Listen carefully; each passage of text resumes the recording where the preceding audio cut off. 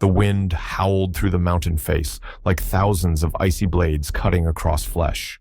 The rope stretched taut, vibrating in violent pulses, then, snap, a dry sound rang out like a death sentence.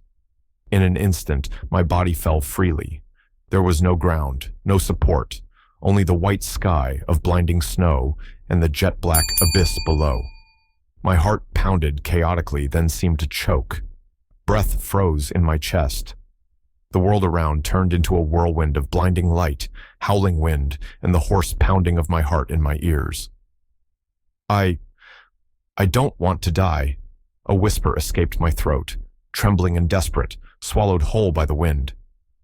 During the fall, my mother's face appeared clearer than ever, her voice gentle as it once was. "Son, don't give up. You still have to come home." Tears welled up, mixing with the icy snowflakes lashing my face. I tried to shout, "Mother, I'm sorry. I haven't had time to say how much I love you." The shout burst out, lonely, small in the infinite void. Everything slowed. I could clearly see my hand flailing in the air, see each flake of ice like shattered crystal pieces flying around. My soul seemed to begin to leave my body, hovering, witnessing myself falling. "Is this the end?" I asked myself inside, my voice sounding empty, both frightened and resigned. A strange, pale golden light flickered somewhere through the swirling snow fog. It wasn't sunlight. It was like a door opening. My heart clenched violently. My ears suddenly fell silent. Only a distant echo remained, as if someone called a name. "Daniel." I was dazed. Who was calling me? From where? Why, in this deadly abyss, was there such a gentle voice? At that moment, I could no longer tell what was real and what was illusion. I only knew I was sliding toward the light. Daniel Carter was born in a small town nestled beside the Rocky Mountains in the state of Colorado. From early childhood, he was familiar with the resinous smell of pine after rains, the wind howling through the cliffs, and the biting cold of snow blanketing roofs. Others grew up with playgrounds, parks, or picnics, while Daniel's childhood was tied to winding trails, worn-out shoes, and a dream of touching the sky. His mother, Mrs. Mary, was an elementary school teacher. His father, Mr. Thomas, had been a mine worker, rough and stern. But Daniel was different. While his father wanted him to follow the trade, find a steady job, and have a home, he always looked up at distant peaks, his eyes bright as if a flame burned within them. "Daniel," his father would often gruff, eyes tired after a shift, "the mountains are nothing but rock and frost. What will you get from climbing them? Money or fame? It's all just foolish recklessness." Each time, Daniel remained silent. In his heart, there was another voice, stronger than all the rest, a calling from the summits. His mother would quietly sit beside him, placing a hand on the young man's shoulder. "Banko quien mo Daniel, nung hain ho, tren nui kong chi ko kanch jep, no kong kon hung vuksau, mi kong mon mot ngay nao jo, kon bien mat gua tuyet trang." Daniel looked at his mother, then smiled softly, a stubborn but loving smile. "I promise, Mother. I will be careful. I will return." Years passed, and Daniel became a well-known extreme mountaineer in the American adventure sports community. The press called him the Challenger of the Sky. He had conquered treacherous cliffs in Yosemite, set foot on European mountain slopes, traveled through Nepal, lived with Sherpa people, and learned to feel the breath of a mountain. But glory never felt enough to him. In Daniel's eyes, each mountain was not only a challenge, but also an unanswered question. In a television interview, the host once asked, "Daniel, why do you always choose the hardest routes, the cliffs no one dares to step on? What are you searching for?" He hesitated, eyes distant. "I think I'm searching for myself. Every time I climb, I see clearly who I am. I see my limits. And sometimes I see my mother's figure, her smile, waiting for me at the top." The audience was silent for a moment. The host only smiled, asking no further questions. Daniel lived alone in a small apartment in Denver. On his desk, Besides topographic maps and climbing ropes was an old photo frame, boy Daniel, beaming beside his mother. The photo was faded, but Mrs. Mary's smile remained like warm sunlight that warmed his heart on long, lonely nights. One evening, while snow fell heavily outside the window, he received a call from his sister, Emily. "Brother Daniel, when will you finally rest?" "Mother misses you so much." "I do, too," he smiled, his voice a little hoarse. "I will come home, Em. I promise. Just one more climb. After this trip, I will take a break. I want to prove something." The line was silent on the other end. Then Emily's voice choked. "Prove to whom? To the whole world? Or to yourself? You don't need to do that for us to love you. You are enough. You have always been enough in our eyes." Daniel clenched the phone, his heart aching. A silence stretched. He wanted to say, "I love you. I love the family." But the words stuck in his throat. Instead, he only sighed. "I know. I will try to come back. Safely." In the days that followed, Daniel prepared for a new expedition, a peak few had set foot on, where winds could topple even the most skilled climber, where frost covered everything like the realm of death. Colleagues and friends warned him. "Daniel, you're crazy. There, the weather changes in minutes. One slip, and it's over. You don't need to prove anything anymore." Daniel only smiled. "If I don't go, I will live my whole life with the question, could I do it? And I don't want to live with an unanswered question." The night before the trip, he sat alone, writing a few lines in an old notebook. The handwriting trembled like a last testament. "If one day I do not return, please tell Mother that I climbed with all my heart, that I saw the sky so near I could almost touch it, and that I always loved her, more than any mountain." He closed the notebook, lifted his head to look out the window. The night sky was full of stars, quiet and infinite. He felt both heavy and relieved. He did not know that just a few days later, the promise, "I will return," would become the fragile line between life and death. The journey began in a bone-cutting cold. Gusts from the Rockies lashed his face like leather whips, but Daniel kept a steady pace, his boots dug firmly into each block of ice. The sunlight reflected off the glaring white snow, forcing him to squint. Each breath exhaled as a pale mist, heavy as if dragging his very soul down. He went with two climbing friends, Mark and Javier, but Daniel's goal was higher. He wanted to conquer a steep, vertical route few dared attempt. Mark looked at him, worried. "Daniel, are you sure? This path is no joke." Daniel smiled slightly, but the smile held resolve. "If I don't try, I will never know my limits." The wind blew fiercely. Heartbeats quickened. They fastened their safety ropes tightly. The metallic clink rang like bells. The three began to climb the ice-covered face, where a single mistake could send a body falling into an endless abyss. At first, everything went well. The pitons held, the rope bore the load, and his hands gripped each rock crack. But the weather changed suddenly. Dark clouds massed, the wind howled in violent gusts. Snow began to fall, first sparsely, then thickly, obscuring visibility.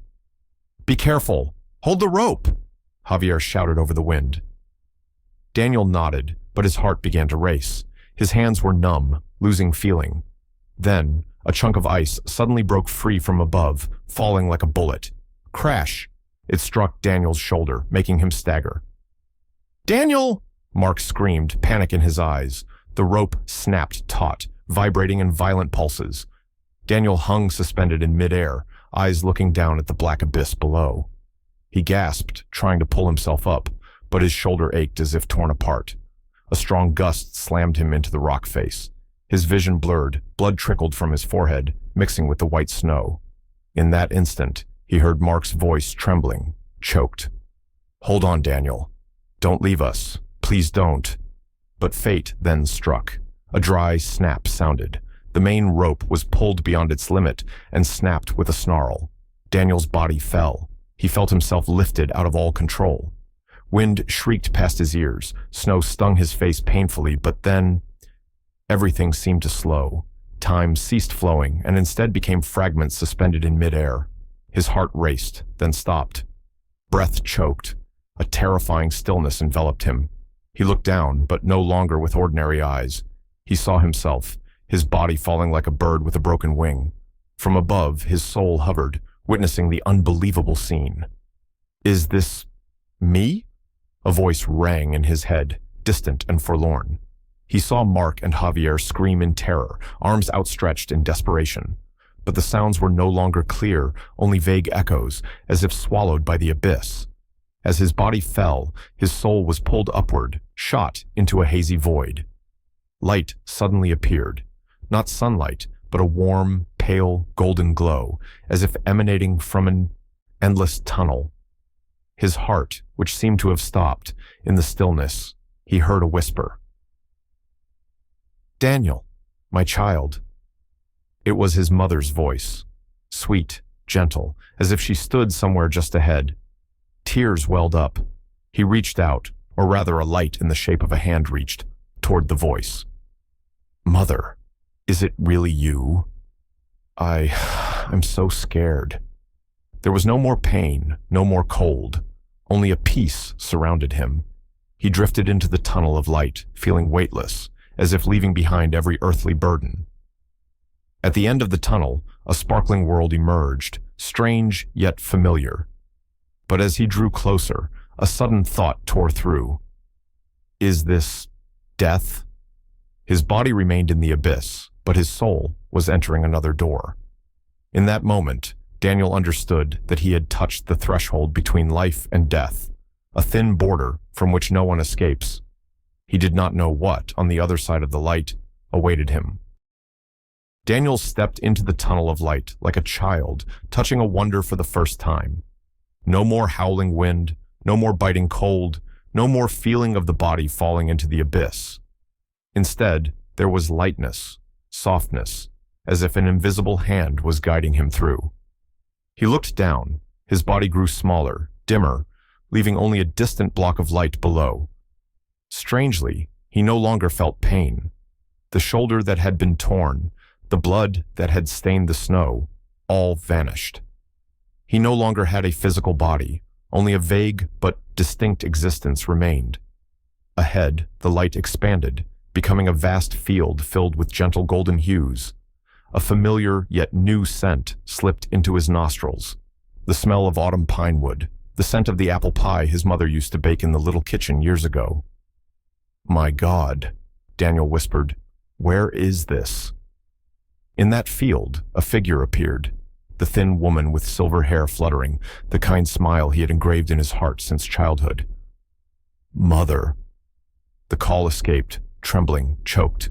He rushed forward, not running, but gliding through the stream of light. Mrs. Mary opened her arms to receive him, embraced her son in a warm hug. Though no longer of flesh and skin, Daniel still clearly felt the warmth of a mother's love, a warmth that crossed the boundary of life and death. "My son," her voice trembled. "I have been waiting for you here. I have never left you." Never tears streamed down him, each bright drop falling and sparkling. "Mother, I am sorry. I have been too stubborn. I always sought something on the mountain peaks, but I forgot that. All my life, I only wanted to return to you." She gently stroked his hair, her eyes shining with boundless love. "Daniel, it is not your time yet. Your path is on the other side. You have an unfinished journey. You have your sister, your friends. They are calling you back." He shook his head, trembling. "But mother, I am so tired.